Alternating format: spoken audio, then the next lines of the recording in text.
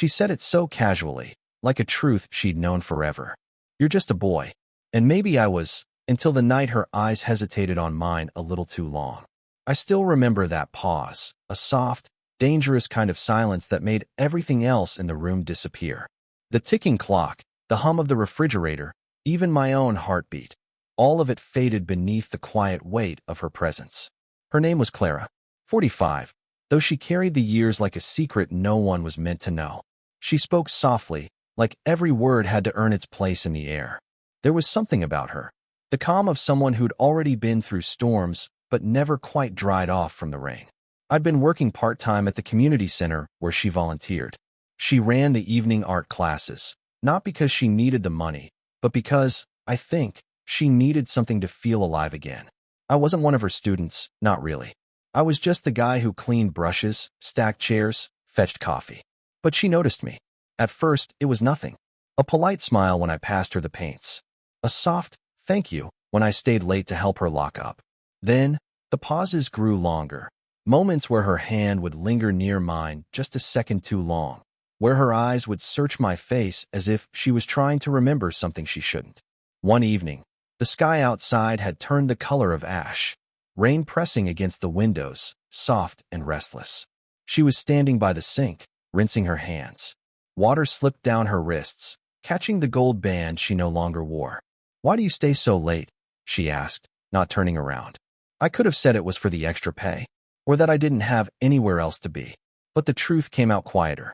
"I like the quiet," I said. "And you don't seem to mind it either." She looked up then, just her reflection in the window. Our eyes met through glass and rain, and it was the first time I felt her walls tremble. The room was too small for the silence that followed. I could hear her breathing. Slow, careful. She turned slightly, brushing her hand against mine as she reached for a towel. It wasn't an accident, and we both knew it.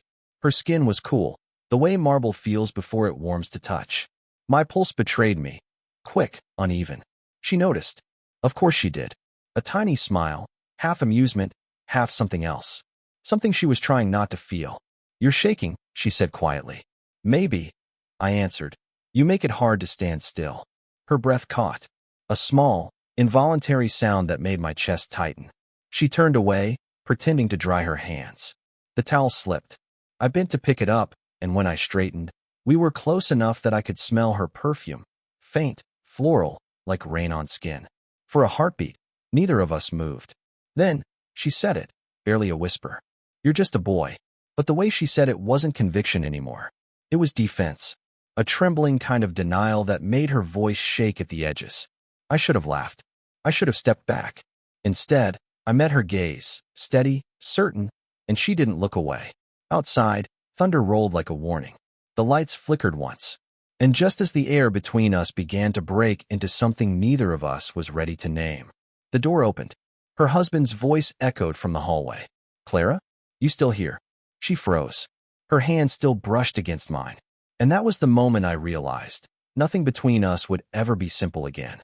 After that night, something changed, not in words, but in the way silence started meaning more. Clara didn't speak of what happened, the hand that lingered, the door that almost betrayed us.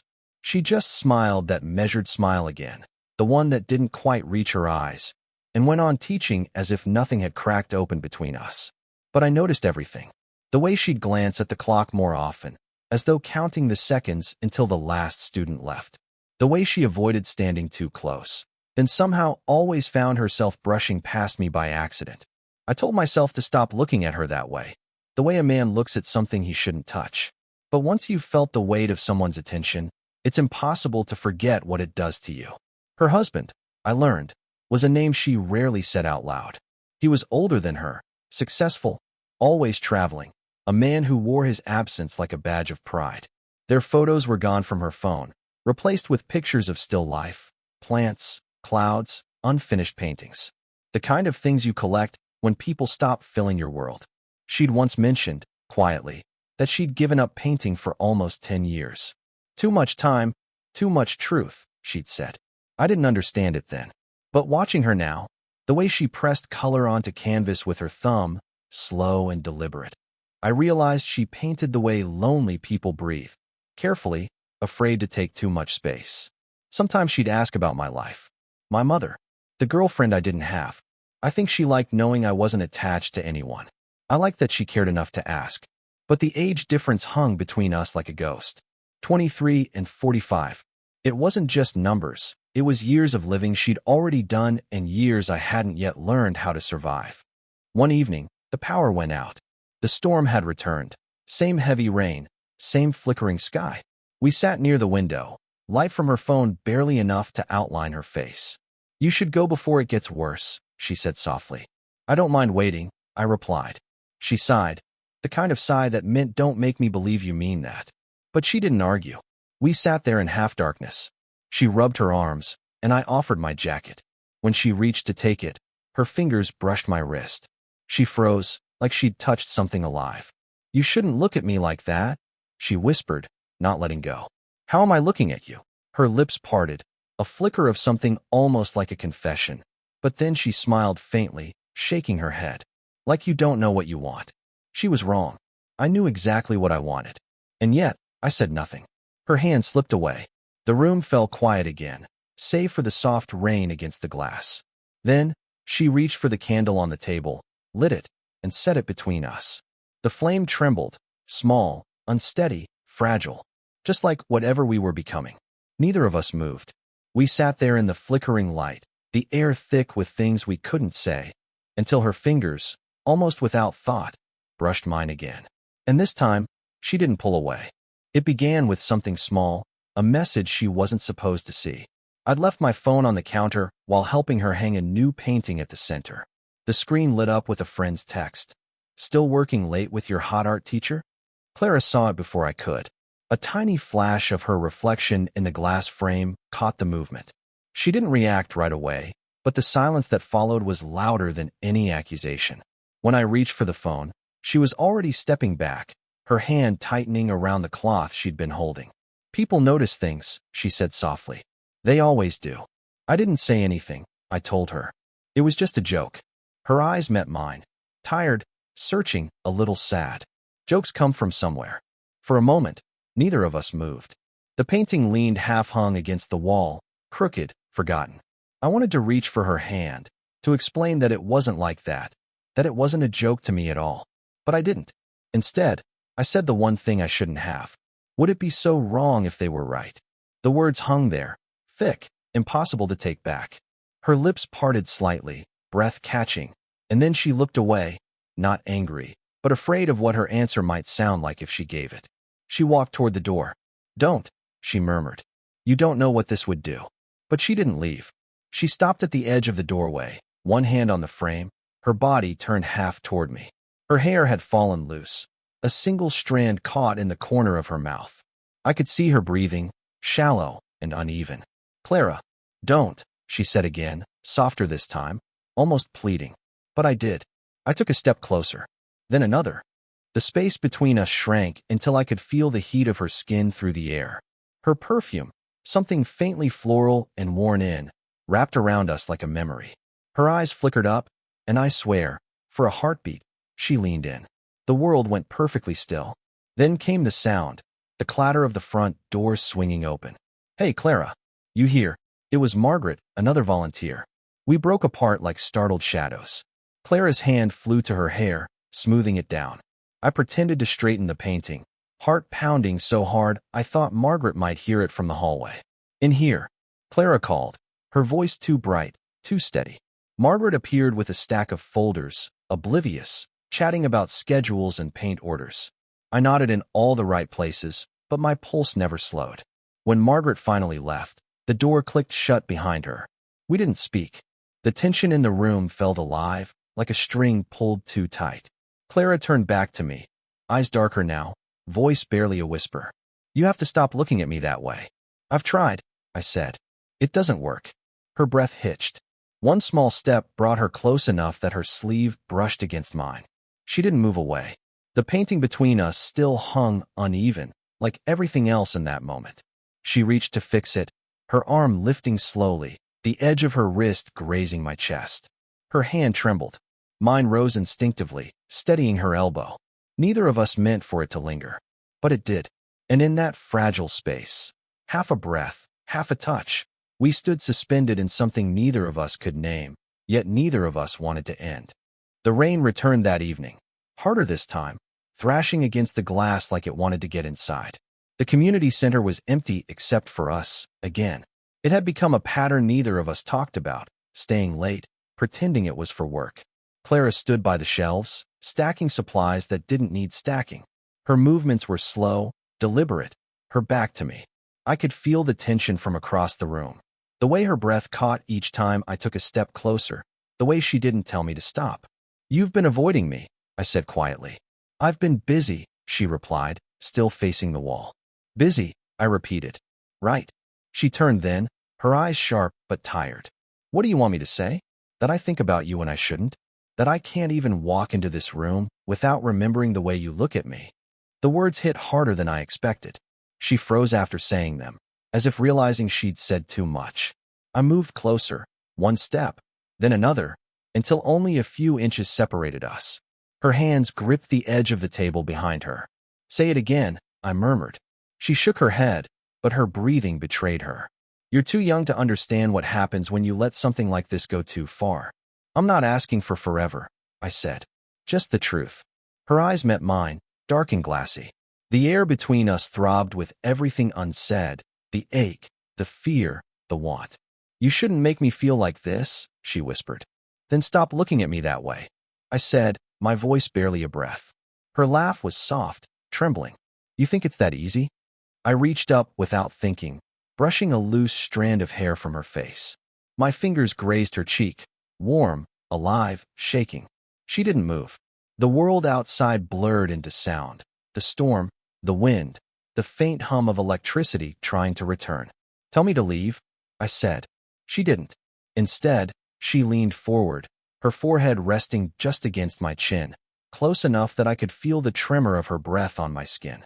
Her perfume, jasmine and something faintly bitter, filled the air. "I can't do this," she whispered, but her voice cracked halfway through. "Then why are you still here?" Her hands lifted, hesitant, finding the front of my shirt. She gripped it lightly, not pulling me closer, but not letting go either. "I don't know," she said. "You make me remember what it feels like to be wanted, and I hate that I need it." Her confession hung between us, fragile and devastating. I tilted my head slightly, our lips so close now that the next breath would close the distance. "Clara."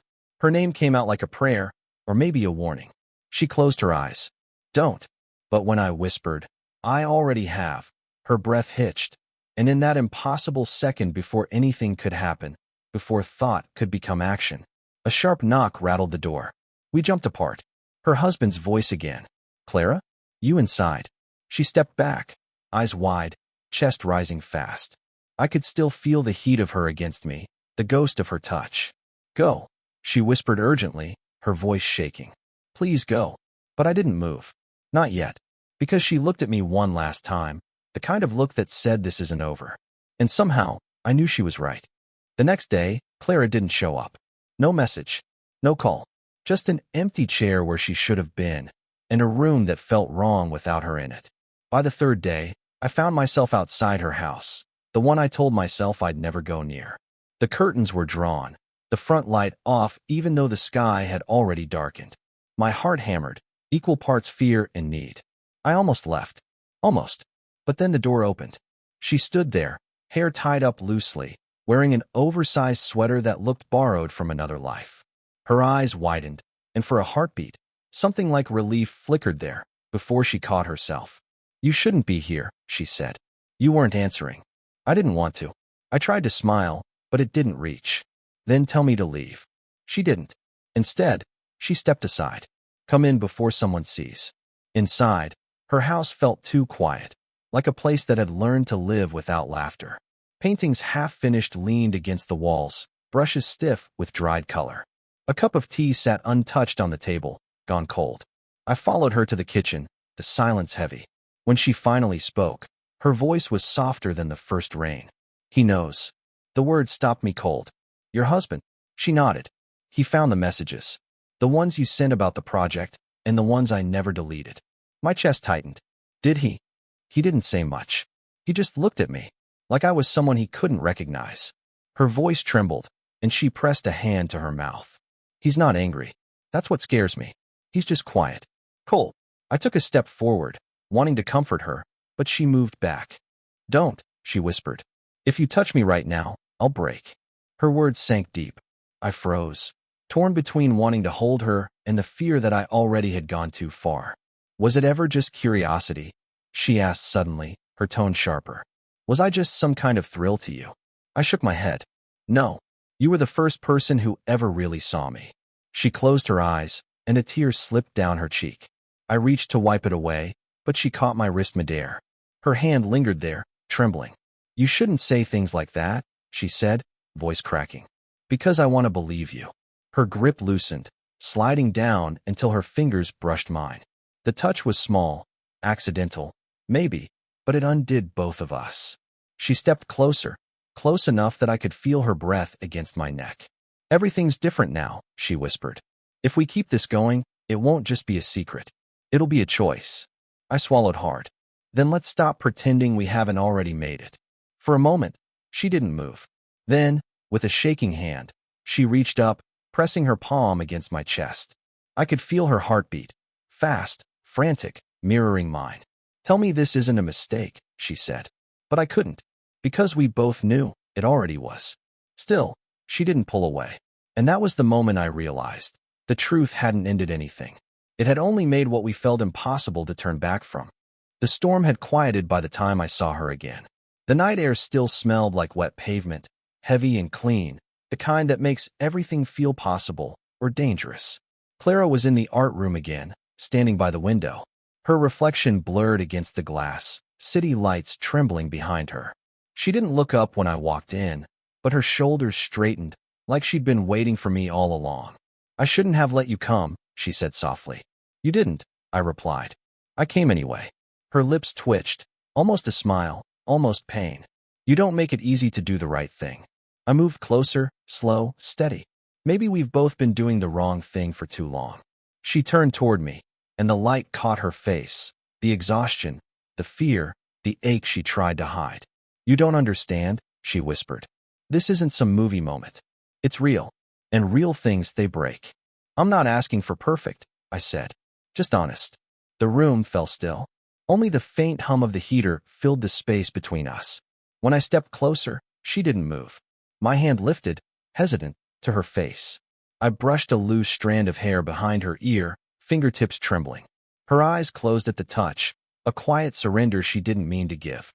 You should go, she murmured, though her voice betrayed her. I will, I said, if you tell me you don't feel it too. Her breath hitched. Silence. She opened her eyes then, raw, exposed, no defenses left. You think I haven't tried to forget you? Every night, I tell myself it's wrong, and every morning, you're still there. Her voice broke halfway through, and suddenly I couldn't stand the distance anymore. I stepped forward until we were almost touching, her hands against my chest, my breath tangled with hers. Then stop trying, I said quietly. Her fingers curled into my shirt, pulling me just enough to erase the last inch of air between us. Our foreheads met, gentle, trembling, terrified. It wasn't a kiss. Not yet. It was something deeper, the kind of closeness that hurts because it's too real. I can't undo this, she whispered. Neither can I.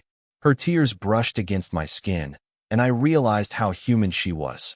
Not a fantasy, not an idea, but a woman caught between guilt and want, fear and truth. For a long moment, neither of us moved. The world shrank to the sound of our breaths. Then she pulled back, just enough to look at me. If we do this, everything changes. I know, I said. Maybe that's the point. She hesitated. Then, for the first time, she didn't run. Her hand found mine, fingers lacing tight, a wordless answer. The air between us felt heavy with the weight of choice, of surrender. We stood there, unspoken promises hanging in the quiet. And when her lips finally brushed mine, soft, trembling, inevitable, it wasn't victory. It was truth. For the first time, we weren't pretending anymore. The world didn't end after that night. It just slowed down. Morning came soft and pale, sunlight filtering through the high windows of the art room. The rain had stopped, leaving the air washed clean, the smell of wet earth and old paint mixing with something tender, something new. Clara sat on the floor beside the easel, her knees drawn up, fingers absently tracing a streak of blue across her palm. I sat beside her, not touching, not speaking, just letting the quiet fill the space where all our fear used to live. For once, silence wasn't heavy. It was gentle. She looked different in the morning light. Not younger, not older, just more real. Her hair was messy, her face still tired, but her eyes had lost that distant ache. They met mine without hesitation, and I felt something settle in me. Not victory, not conquest, just peace. Do you regret it? I asked quietly. She smiled, faint but certain. I've lived most of my life worrying about what other people think. For once, I just want to feel something that's mine. Her words hung in the still air. I wanted to say I understood, but she already knew. I reached for her hand, slow, unsure. When our fingers touched, she didn't pull away this time. Her thumb brushed over mine, tracing small circles that said more than words could. It won't be easy, she said. People will talk. They'll think you're chasing something you don't understand. Maybe, I said, but they won't know what it means to me. Her breath caught, a soft sound, full of everything we'd fought not to feel. She leaned in, resting her head against my shoulder. Her hair smelled faintly of soap and rain. I could feel her heartbeat, steady now, no longer trembling. For the first time, we weren't running from it. No stolen glances, no excuses, just two people, flawed and scared, holding on to the one moment that finally felt right. She looked up at me then, eyes warm, a quiet laugh slipping through her lips. You still think you're not a boy? I smiled. You still think I am? She shook her head slowly, her fingers tightening around mine. Not anymore. We sat like that, her hand in mine, her head against my shoulder, the morning sun creeping higher, painting gold across the walls. There was no promise of forever, no need for one. Just the simple truth that, in this quiet, ordinary moment, we'd both found something worth keeping. Something neither of us expected. Something real. She whispered, almost to herself. Maybe this is how it was always meant to happen. I turned my head and kissed her forehead, slow, certain, the kind of touch that doesn't ask for anything more. Her eyes closed, a small smile curving at the edge of her lips. And for the first time, I didn't feel like a boy anymore. I just felt home.